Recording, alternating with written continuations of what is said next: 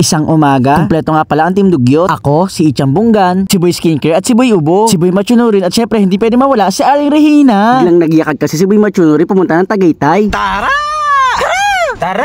Kulay orange na nga ang langit. Bigla ang lakad kasi to kaya paggabi na. Basta biglaan kasi natutuloy. Hindi pa kami masyadong nakakalayo. Tumigil at bumaba muna kami dito sa pharmacy. Nasusuka at nagugutom na kasi sila. Siyempre bilang leader ng grupo at pinakamabait sa aming lahat, binilihan ko muna sila ng makakain. Hindi talaga sila pwede bumiyahe lahil malulain sila. Napadaan na nga pala kami dito sa Sky Ranch ng Tagaytay. Pero titikman muna namin yung bulalo ng EY Screen. Siyempre kahit saan tayo magpunta, dala-dala natin yung secret weapon natin. Tupperware na may kanin at ulam. Pinakita ko nga kay Boy Skincare na may baon akong kanin. Nainggit siya at gusto niyang agawin. Meron kasi akong pinagbabawal na technique at i-share ko to sa inyo. Dahil may baon akong kanin at ulam, sila na lang ang mag-aambagan sa order. Ako hindi na ako mag-aambag kasi may baon naman ako. Tapos kapag naka-order na sila, titikim-tikim na lang ako kung ano orderin nila. O diba life hack? Alam nyo ba, solo lang namin tong restaurant. Buti na lang walang ibang tao, hindi ako mahihiya. Pasara na kasi sila, pero humabol pa kami. Sobrang ganda nga ng view dito, para ako nasa ibang bansa. Pakiramdam ko para ako nasa Amerika. Kaso nagtataka ko bakit parang init ng ulo ko. Malapit lang pala ako sa ilaw, kaya pala bago kumain, naghaharap nga pala ako ng gripo. Kaso wala akong makita kahit dumaratso ko dito sa banyo. Wala rin ako nakita gripo kaya ito na lang bidet ang gagamitin ko. Gusto ko kasi magkamay habang kumakain. Kaya dito na lang ako sa bidet naghugas. Kaso ganoon din, wala din. Naghugas nga ako, napahawak naman ako sa doorknob, wala din. Tapos paglabas ko ng banyo, nagulat ako sa nakita ko. Nadaanan ko na pala yung gripo, hindi ko walang nakita. Hindi ko kasi napansin na gripo pala yan. Kaya buti naman nakapaghugas na ako ng kamay. Sa buong Team Dugyot kasi ako lang kumakain ng nakakamay. Inayos na pala ni Aling Regina yung mga plato. Samantalang ako naman ay hindi ko na kailangan ng plato. Dahil dito na ako sa baonan ko kakain. Ang laman pala ng baonan ko ay kanin, fried chicken, at tirang tulingan na pinarito. Ketchup na lang kulang dito, sobrang sarap na. Makakakain ako dito sa mamahaling restaurant na walang gastos. Ito pala mga order nila, Bicol Express, sisig, syempre pinakamasarap sa lahat, bulalo, chop suey dahil healthy living na si Boy Ubo. Nag-uumpisa na nga pala kaming kumain. Nakakamay na nga ako. Kami-kami lang naman at wala ng ibang tao kaya okay lang. Kakain na nga lang kami, sobrang sweet dito na Aling Regina at saka ni Boy Machunuri. Iingit tuloy si Boy Skincare kasi wala siyang kabebe time. Si Boy Ubo naman isang butil pala ng kanin na nakain na samid na. Wala nga palang ambag si Ichang Bunggan kaya hindi siya makakakain. Parang ako lang din, wala akong ambag kaya nagbaon ako ng kanin at ulam. Kaya sorry na lang kay Ichang Bunggan. Habang kumakain ako dito, nakita ko nga si Boy Skincare. Kamag-anak niya kasi to kaya pinakita ko sa kanya. Kakita ko ng paminta pero buo. Siya kasi durog. Nabusog na ako, hindi ko man lang naubos ang ulam ko. Minatira pa nga palang kalamansi at sili. Sayang kaya ita-take out ko na lang. Wala namang nangyari. Okay lang naman na i-take out kasi sayang. Sa sobrang busog namin lahat kami unaantok na. Normal lang ba na antokin kapag nabubusog? Nag-ambagan na nga pala silang lahat kaya ready na ang pambayad. Sayang naman yung pagpunta namin sa Tagaytay kung uuwi agad kami. Kaya naman nagyakag si Boy Machunuri dito sa kapihan. Pero this time libre na niya. O diba wala na naman akong gastos. Madaming vlogger na pala nakapunta dito sa kapihan na to. High-tech nga din pala dito katulad sa Jollibee. Kapag ready na yung order mo, tutunog nga pala to. Sinibukan kong ilagay sa bulsa ko kung malakas ba yung tunog. Kaya please sana huwag kayong maingay. Kaso malakas pala yung tunog kaya binalik ko na. Charot! Ang in-order ko nga palang kape ay matcha. Kasi madali lang siyang basahin. Ito naman kay Skincare ay macchiato. Masyadong sweet yung nasa harapan namin, kumakain lang naman ng kape. Dahil wala naman kami mga bebe, di kami na lang mag-bebe time. Tinikman pala na Boy Skincare yung kape ko at nasarapan siya. Kaya pala mas gusto niya yung kape ko kasi yung tinikman ko yung kape niya grabe napakaala. Pinagbawalan ko si Boy Ubo na malamig pero malamig pa rin in-order niya kaya inubos siya. Kung lalo naging vlogger si Ichang Bunggan. Wow, biglang nagka-jowa. Ichang Bunggan, huwag kang ngingit, ikakat ko to. Sobrang sweet talaga ni Boy Machunuri at Aling Regina. Ingit ako kahit tinabagan ko na talaga yung totoong bebe ko. Kahit naulang niya nakikita ko, masaya na ako. Buti na lang talaga naging kaibigan namin si Boy Machunuri. Kasi kung wala siyang sasakyan, hindi naman namin siya sasali sa Team Dugyot. Charot, pauwi na nga pala kami. Syempre dahil nagbago na ako at gusto kong maging inspirasyon sa kabataan. Nagtapan ako sa tamang tapunan. Pag uwi ko nga pala, dilit na dilit ako at hindi ako makatulog. Ayan, kape pa more. Yeah!